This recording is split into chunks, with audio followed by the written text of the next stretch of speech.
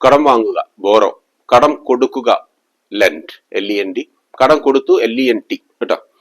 അത് ശ്രദ്ധിക്കണം, കടം വാങ്ങാതിരിക്കാൻ ശ്രദ്ധിക്കണം. കാരണം കേട്ടോ, ബോറോ ഗിവ്സ് സോറോ അങ്ങനെ കേട്ടിട്ടുണ്ടോ? കടം ദുഃഖം തരുന്നതാണ്. അത് പറയാൻ കാരണം വെച്ചാല് 2 ദിവസം മുമ്പുള്ള പത്രത്തില് കടം വാങ്ങിയിട്ട് കടക്കെണിയിൽ കുടുങ്ങി 5 പേർ ആത്മഹത്യ ചെയ്തു. 25 ലക്ഷം രൂപയോ മറ്റൊരു വാങ്ങി. അപ്പൊ അത് പറയേണ്ട ഒരു കാര്യം തന്നെയാണ്. അന്നത്തെ ദിവസം തന്നെ 20 കോടി രൂപ വാങ്ങിയിട്ട് 7 ആൾക്കാർ ഒരു കുടുംബത്തിൽ ആത്മഹത്യ ചെയ്തു. അപ്പൊ ശ്രദ്ധിക്കുന്നത് വെച്ചാൽ, പ്രിയപ്പെട്ടവരെ, ഒരു കാര്യം ഇത് പറയാം, ഈ സ്പോക്കൺ ഇംഗ്ലീഷിന്റെ കൂടെ ഇങ്ങനത്തെ ഒരു കാര്യം കൂടി പറയണം എന്നുണ്ട്. നിങ്ങളും പത്രത്തിൽ വായിക്കുന്നുണ്ടാവും, സ്ഥിരമായിട്ട് നമ്മൾ കാണുന്ന ഒരു വാർത്തയാണ്. കടക്കിണിയിൽ കുടുങ്ങി ആത്മഹത്യ ചെയ്തു. അത് ഒരാളായിട്ടും ചെയ്യും, കുടുംബമായിട്ടും ചെയ്യുന്നത് നമ്മൾ പത്രങ്ങളിൽ കാണുന്നുണ്ട്. ഇത് ഒന്ന് ശ്രദ്ധിച്ചാൽ മതി. സാധാരണ ബുദ്ധിയുള്ള ആൾക്കാർക്ക് ഇത് പറ്റൂല. കുറച്ച് ബുദ്ധി കുറവുള്ള ആൾക്കാരാണ് ഇങ്ങനെ പറ്റി പോകുന്നത്. അത് പറ്റാതിരിക്കാൻ എന്റെ ഈ ഒരു വീഡിയോ കൂടി ഒരാളെങ്കിലും ആത്മഹത്യ എന്നൊന്ന് പിൻവലിഞ്ഞാൽ അത്രയും നന്ന്. അതുകൊണ്ട് 1-2 വാക്ക് മാത്രം പറയാം, ജീവിത പരിചയം വെച്ചിട്ട് പറയാം. ഈ വാങ്ങുന്ന ഏർപ്പാട് ശ്രദ്ധിക്കണം. അതായത് കല്യാണത്തിന് ലോൺ വാങ്ങും, കടം വാങ്ങും ബാങ്കിൽ നിന്ന്. അതുപോലെ തന്നെ വീടുണ്ടാക്കാൻ ആളുകൾ ലോൺ എടുക്കും. ലോൺ എടുക്കുന്നതിൽ എന്താ തെറ്റെന്ന് ചോദിക്കും. പക്ഷേ കടം വാങ്ങിയിട്ട് ആർഭാടം കാണിക്കരുത്. ബാങ്കിൽ നിന്ന് ലോൺ എടുത്തിട്ട് 4000 സ്ക്വയർ ഫീറ്റിന്റെ വീടുണ്ടാക്കിയാൽ പെട്ടത് തന്നെ. അതുപോലെ തന്നെ കല്യാണം കഴിക്കാൻ വേണ്ടിയിട്ട് ലോൺ എടുത്തിട്ട് ആഡംബര വിവാഹം നടത്തിയാൽ അവനും പെടും, യാതൊരു സംശയമില്ല. ഒന്നുകിൽ അതിൽ നിന്ന് മോചനം നേടാൻ 10 വർഷം മുതൽ 15-20 വർഷം വരെ എടുക്കും അതിൽ നിന്ന് രക്ഷപ്പെട്ട് കിട്ടാൻ. ചിലർ നിർഭാഗ്യവാന്മാർ ആത്മഹത്യ ചെയ്യുകയും ചെയ്യും. അതാണ് നമ്മൾ സ്ഥിരമായിട്ട് പത്രത്തിൽ കാണുന്നത്. ഉദാഹരണം, വീടുണ്ടാക്കുകയാണെങ്കിൽ നമുക്ക് ലോൺ എടുത്തിട്ടാണ് വീടുണ്ടാക്കുന്നതെങ്കിൽ നമുക്ക് താമസിക്കാൻ പാകമുള്ള ഒരു വീടുണ്ടാക്കിയാൽ മതി. അപ്സ്റ്റെയർ വേണമെന്നില്ല, ആണെങ്കിൽ തന്നെ 2-3 മുറികളുള്ള ഒരു വീട് അത് തന്നെ ധാരാളം. അപ്സ്റ്റെയറില്ലാതെ ഉണ്ടാക്കും. അതേ അവസരത്തിൽ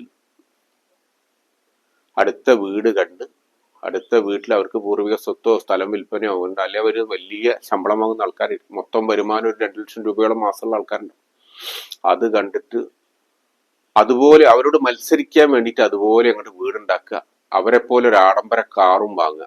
അപ്പോഴാണ് ആത്മഹത്യ ചെയ്യേണ്ട ഘട്ടത്തിലെത്തുക.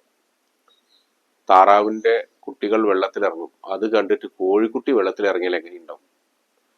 കല്യാണം നടത്താൻ ശ്രീനാരായണ ഗുരു പറഞ്ഞത് 50-ൽ കുറയാത്ത സാക്ഷികൾ എന്നാണ് പറഞ്ഞത്.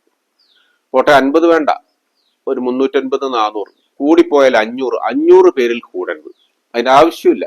500-ൽ പരം സാക്ഷികൾ പോരെ ഒരു കല്യാണത്തിന്. പിന്നെ ആവശ്യത്തിന് ഭക്ഷണം ഉണ്ടാക്കുക, വിവാഹ ദൂർത്ത് കാണിക്കാതിരിക്കുക. അതുപോലെ തന്നെ അവസാനം ഭക്ഷണം കുഴിച്ചു മൂടുന്നത് ഞാനും കണ്ടിട്ടുണ്ട്, നിങ്ങളും കണ്ടിട്ടുണ്ടാവും. വിശക്കുന്ന ഒരുപാട് ആൾക്കാർ ഈ ലോകത്തുണ്ടാകുന്ന സമയത്താണ് ഈ മണ്ണിൽ കുഴിച്ചു മൂടുന്നത്.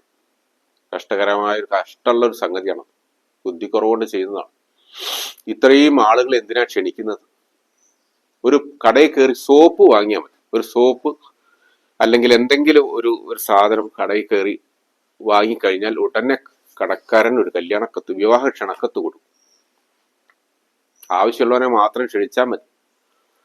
ഇത് നാട്ടുകാരെ ബോധ്യപ്പെടുത്താനോ അയൽക്കാരെ പേടിപ്പിക്കാനോ വേണ്ടിയിട്ടാണ് ഇഷ്ടം പോലെ ആൾക്കാരെ വിളിച്ചു കൂട്ടുന്നത്. പൊട്ടത്തരാന്ന് സംശയിക്കാനില്ല.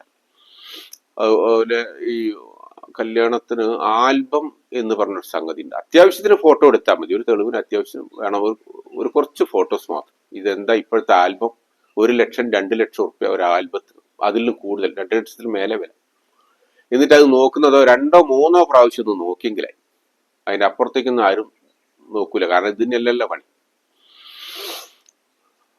ആൽബം അങ്ങനെ. പിന്നെ വിവാഹ ക്ഷണക്കത്ത് അടിക്കും, അത്യാഡംബരത്തിലൊരു വിവാഹ ക്ഷണക്കത്തടിക്കും. ക്ഷണക്കത്ത് ആ വീട്ടുകാരനൊന്ന് കത്ത് കിട്ടി ജസ്റ്റ് ഒന്ന് വായിച്ചു നോക്കാൻ മാത്രം, ഡേറ്റ് ഒന്ന് അറിയാൻ വേണ്ടി മാത്രമാണ്.